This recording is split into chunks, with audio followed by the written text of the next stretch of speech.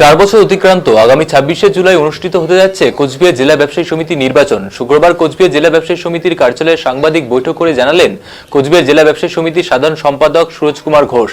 এদিন কোচবিহার জেলা ব্যবসায়ী সমিতির সভাপতি মতিলাল জৈল সহ অন্যান্য কার্যকর্তাকে পাশে বসিয়ে সাংবাদিক বৈঠক করেন সুরজ কুমার ঘোষ। তিনি জানান 2022 সালে ব্যবসায়ী সমিতির এই কমিটি গঠিত হয়েছিল। এবছর কমিটি 4 বছর পূরণ করলো। ব্যবসায়ী সমিতির সংবিধান অনুযায়ী নির্দিষ্ট নির্বাচন রীতি রয়েছে এবং অনুষ্ঠিত হচ্ছে তা 26শে জুলাই।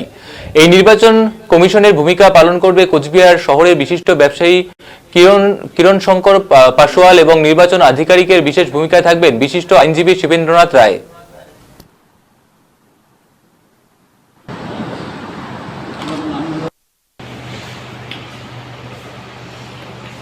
দাদা, কি নিয়ে সাংবাদিক বৈঠক আজকে আপনারা দেখেছেন?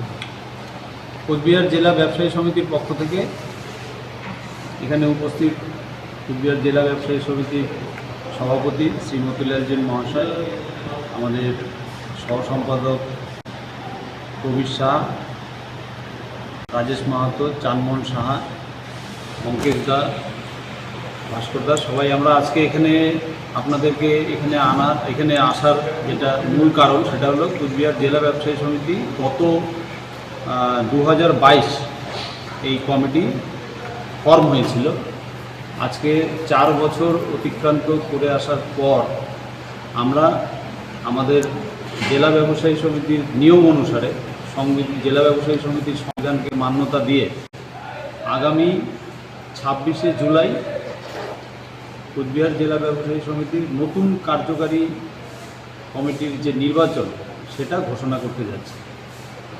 আমাদের এই নির্বাচন প্রক্রিয়া যেভাবে অনুষ্ঠিত হয় সেই নিয়মকে মান্যতা দিয়ে কোচবিহার শহরের বিশিষ্ট ব্যবসায়ী শ্রী কিরণ শঙ্কর পাশোয়াল মহাশয়কে নির্বাচন কমিশনার এবং বিশিষ্ট আইনজীবী শ্রী শিবেন রায় মহাশয়কে নির্বাচন আধিকারিক হিসাবে নিযুক্ত করা হয়েছে। তারা আগামী দিনে কোচবিহার জেলা ব্যবসায়ী সমিতির যে নির্বাচন প্রক্রিয়া সেটা সুষ্ঠুভাবে তারা অনুষ্ঠিত করবে।